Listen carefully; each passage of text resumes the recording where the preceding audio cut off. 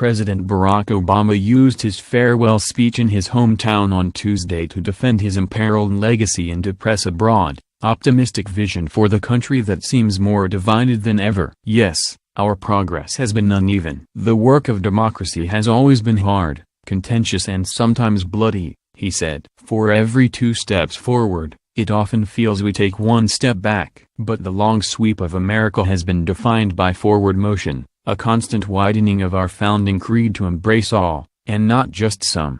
Mr. Obama has sought to rise above the rancorous politics of the past few months and the stunning presidential election that resulted in the defeat of his chosen successor and a Republican sweep of Congress. When chants of 4 more years erupted from the crowd, he responded, "We can't do that." He celebrated the impending inauguration of Donald Trump as the 45th president. In 10 days, the world will witness a hallmark of our democracy, the peaceful transfer of power from one freely elected president to the next. Mr. Obama said, "I committed to President-elect Trump that my administration would ensure the smoothest possible transition, just as President Bush did for me. Because it's up to all of us to make sure our government can help us meet the many challenges we still face." Mr. Obama's remarks touched only marginally on his record. He touted the end of the Great Recession and other economic gains, foreign policy achievements such as restoring diplomatic ties to Cuba and a breakthrough with Iran to stall its nuclear program,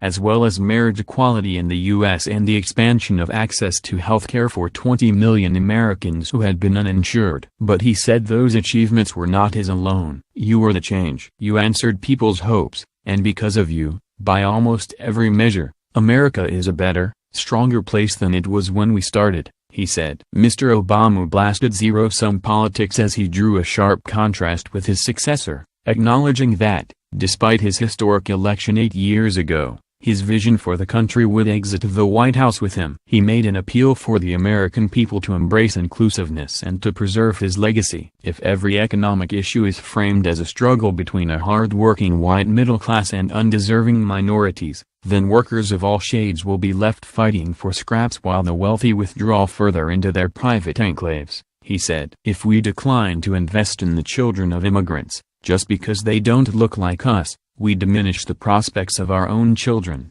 because those brown kids will represent a larger share of America's workforce."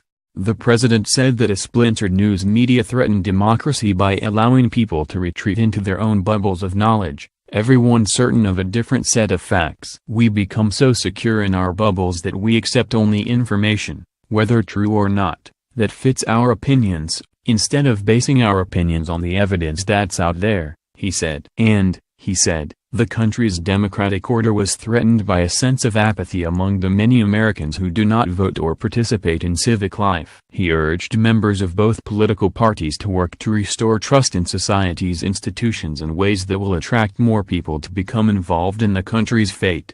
Harkening back to his time spent as a community organizer in Chicago, the president declared, "This is where I learned that change only happens when ordinary people get involved, get engaged, and come together to demand it."